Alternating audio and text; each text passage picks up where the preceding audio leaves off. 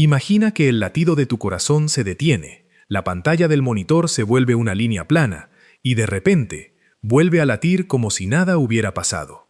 Esa es la historia que hoy vamos a desentrañar.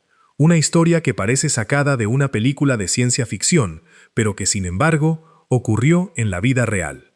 En un hospital de la capital, un hombre llamado Juan Pérez sufrió un infarto tan devastador que los médicos declararon su muerte clínica después de varios minutos, sin pulso ni respiración.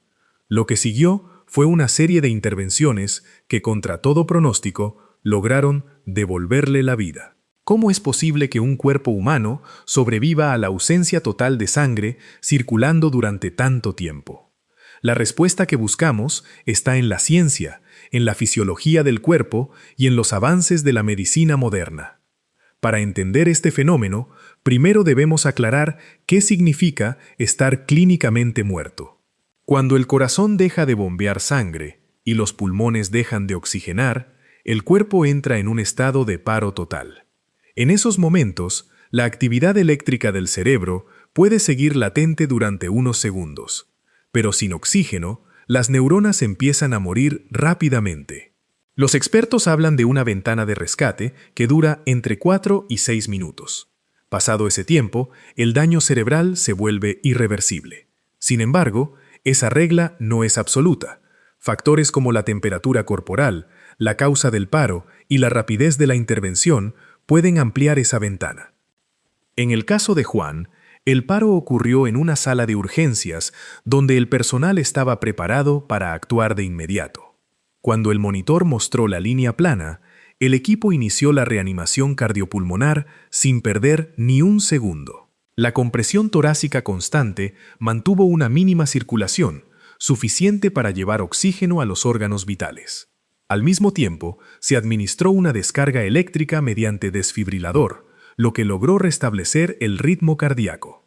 Pero la clave del éxito no estuvo solo en la rapidez, sino también en una técnica llamada hipotermia terapéutica. Al enfriar ligeramente el cuerpo, se reduce la demanda de oxígeno del cerebro, lo que permite que las células sobrevivan más tiempo sin sangre. La hipotermia no es un concepto nuevo.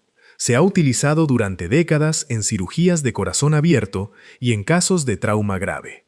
En la práctica, se coloca al paciente en una camilla refrigerada o se le administra una solución fría por vía intravenosa. Cada grado de descenso en la temperatura corporal puede ganar varios minutos de tiempo de supervivencia. En el caso de Juan, la temperatura se redujo lo suficiente como para que, aunque su corazón estuviera detenido durante 7 minutos, su cerebro no sufriera daño irreversible. Cuando finalmente el corazón volvió a latir, los médicos pudieron observar una recuperación sorprendente. Los ojos se abrieron, la respiración se normalizó y, tras una breve estancia en cuidados intensivos, el paciente volvió a caminar. Este tipo de resucitación, aunque impresionante, no es un milagro sin explicación. La ciencia ha identificado varios mecanismos que permiten que el cuerpo tolere la falta de oxígeno por más tiempo de lo que se creíamos. Uno de ellos es la capacidad de las células para entrar en un estado de hibernación metabólica, reduciendo su actividad y, por ende, su consumo de energía. Otro factor es la reserva de oxígeno que se encuentra en la sangre y en los tejidos, que puede ser utilizada mientras se restablece la circulación. Además, la respuesta inflamatoria del cuerpo, que suele empeorar el daño después de un paro, puede ser modulada mediante fármacos específicos, limitando la lesión secundaria. A medida que la medicina avanza, también lo hacen las técnicas de reanimación. En los últimos años, se ha popularizado el uso de la llamada reanimación extracorpórea, un proceso en el que la sangre del paciente es bombeada fuera del cuerpo, oxigenada artificialmente y luego devuelta. Este método, aunque complejo y costoso, ha permitido salvar vidas en situaciones donde el paro duró más de 10 minutos. En algunos hospitales de referencia se están realizando ensayos clínicos para combinar la hipotermia con la reanimación extracorpórea, con resultados prometedores que podrían redefinir los límites de la muerte clínica. Ahora bien, todo esto plantea una pregunta que va más allá de la biología. ¿Qué significa realmente estar muerto? La muerte, tal como la define la medicina, es la pérdida irreversible de la función cerebral. Pero si la tecnología permite revertir esa pérdida, ¿estamos frente a una nueva definición de la vida? La ética, la legislación y la filosofía tendrán que adaptarse a estos avances, porque la línea que separa la vida de la muerte se vuelve cada vez más difusa. ¿Qué piensas tú de este caso? Cuéntame en los comentarios. Me interesa mucho conocer tu perspectiva. La historia de Juan nos muestra que la frontera entre la muerte y la vida no es tan rígida como creíamos, y que la ciencia sigue descubriendo caminos para cruzarla. En la siguiente parte del video, profundizaremos en los detalles de la hipotermia terapéutica, exploraremos casos similares alrededor del mundo y analizaremos los riesgos y beneficios de estas técnicas. Si esto te ha sorprendido y quieres seguir descubriendo los misterios de la medicina, suscríbete y activa la campana para no perderte lo que viene. Continuemos entonces con la hipótesis que ha revolucionado la medicina de urgencias, la hipotermia terapéutica. La idea fundamental es sencilla pero poderosa. Al enfriar el cuerpo, se reduce drásticamente el consumo de oxígeno de los tejidos, especialmente del cerebro, que es el órgano más vulnerable a la falta de suministro sanguíneo. Cuando la temperatura corporal desciende a unos 35 grados, la actividad eléctrica cerebral se ralentiza y las células pueden sobrevivir sin recibir el oxígeno que normalmente les sería indispensable. Este fenómeno se conoce como protección inducida por el frío y ha sido observado desde los primeros experimentos con animales en la década de 1970, cuando los investigadores notaron que los roedores sumergidos en agua helada sobrevivían a periodos de anoxia mucho más prolongados que sus contrapartes a temperatura normal. En la práctica clínica, la hipotermia se induce de forma controlada mediante varias técnicas. Algunas unidades utilizan mantas refrigerantes que se colocan sobre el paciente, mientras que otras emplean catéteres de enfriamiento que circulan fluidos fríos directamente en la sangre. En los hospitales más avanzados, se recurre a sistemas de circulación extracorpórea que, además de oxigenar la sangre, permiten regular la temperatura con una precisión milimétrica. Cada método tiene sus ventajas y limitaciones. Las mantas son fáciles de aplicar, pero pueden tardar más en alcanzar la temperatura objetivo. Los catéteres son más rápidos, pero requieren una inserción invasiva. La circulación extracorpórea ofrece el mayor control, pero su complejidad y coste la reservan a centros de referencia. Los resultados de los estudios clínicos son alentadores. En una cohorte de pacientes que sufrieron paro cardíaco fuera del hospital y fueron tratados con hipotermia profunda, la tasa de supervivencia con buen pronóstico neurológico se duplicó en comparación con los que recibieron la atención estándar. Otro análisis, realizado en varios centros europeos, mostró que la reducción de la temperatura a 38 grados durante 25 minutos incrementó la probabilidad de recuperación completa en un 30%. Estos datos sugieren que, cuando se aplica de forma temprana y adecuada, la hipotermia puede ser la diferencia entre la muerte irreversible y una recuperación funcional. Sin embargo, la hipotermia no está exenta de riesgos. Enfriar el cuerpo demasiado rápido o a temperaturas excesivamente bajas puede desencadenar arritmias cardíacas, coagulopatías y alteraciones del metabolismo.